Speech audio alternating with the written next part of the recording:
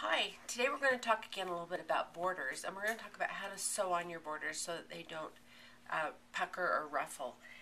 I've got a little project here, and what I've done is I have put a pin. I found the middle, and I put a pin in the middle of my piece here, and this is the little border piece I'm going to sew on, and so I've also folded that in half and found the middle. If you have a great big quilt, you'll want to get quarters. Fold it in half and then fold it in quarters and mark those with your pin. And I'm going to put those together, the pins, so that I've got the middles together, and I'm going to pin it so the pins are out like that. And I'm going to pin to one side, and I'm pinning on the side with the border, and I'm going to also sew with the border up. And you know, if you're going to do that, it doesn't really make sense because if you're going to sew it on a quilt that has lots of seams, you'd think that you'd want the seams up so you could make sure they're right. But let me tell you why. We put the border on top when we sew because sometimes with all these seams you've got here, I've already actually put a border on here, but with all these seams, sometimes they can pull and stretch, and to have those on the bottom, then the presser or the feed dogs will take those through a little bit faster, and it will be a much nicer looking border when you're finished. Sometimes if you've ever put a border on and it looks kind of ruffly, then that means that there's too much fullness in the border. And if you put the border on the top when you stitch it on, then you will take that fullness out. And sometimes actually if you have a really long border, like on a longer quilt, you'll actually want to cut the border a little bit shorter, maybe 1/4 of an inch shorter than what the measurements say that you should do.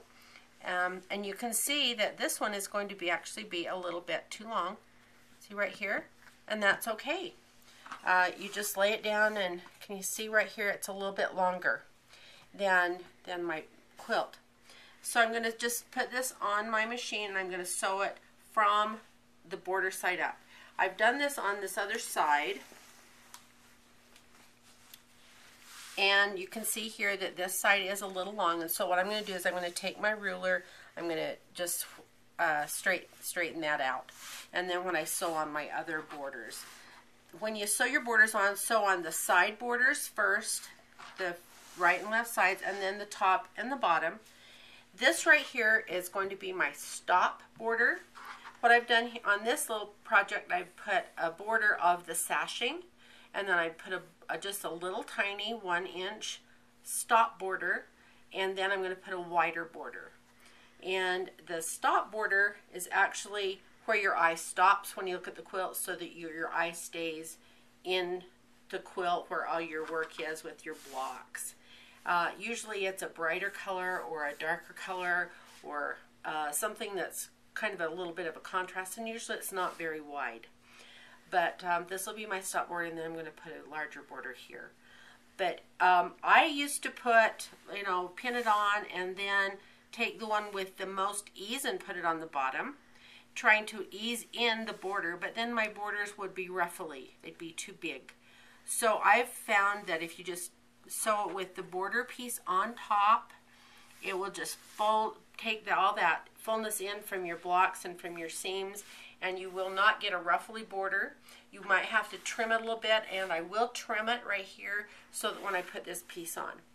One thing about borders, usually you don't backstitch when you quilt, but when you sew on your last border, your last seam on your last border pieces, I always backstitch, because when you quilt it, it's going to have a lot of pull and push on this last seam. Let's say this is my last border, and so I would backstitch right here and right here, just to keep it in place. So that is one place that you do backstitch when you're quilting.